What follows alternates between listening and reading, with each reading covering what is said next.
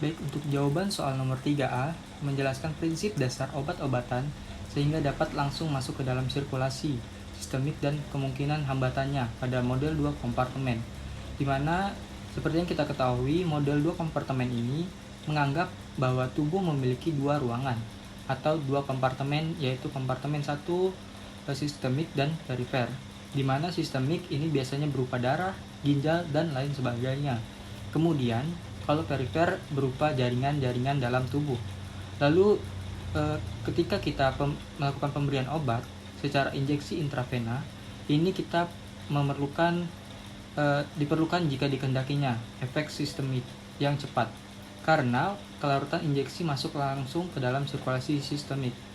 Pada umumnya, pemakaian intravena ini memberikan pada efek yang paling cepat karena obat-obatan yang diinjeksi secara intravena langsung masuk ke dalam aliran darah kita atau sirkulasi sistemik.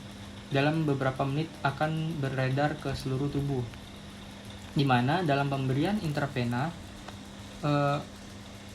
ini terdapat pada puncak plasma terjadi dengan segera, sehingga suatu puncak biasanya tidak terlihat.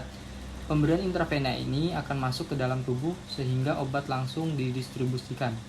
Tidak ada proses tahap absorpsinya karena obat langsung beredar di dalam sirkulasi sistemik. Jika dibandingkan dengan pemberian obat secara ekstraseluler, obat-obatan akan masuk dalam sistemik peredaran darah secara perlahan-lahan melalui suatu proses absorpsi sampai mencapai puncak, kemudian akan menurun, di mana hambatannya akan pada pemberian obat intravena ketika didistribusikan. Sebagai contoh, obat yang larut dalam lemak. Obat yang larut dalam lemak itu akan cenderung terakumulasi dalam jaringan lemak. Obat-obatan yang berterikat protein plasma ini akan lebih terpusat ke dalam plasmanya, karena ikatan protein itu tidak memudahkan difusi ke dalam jaringan.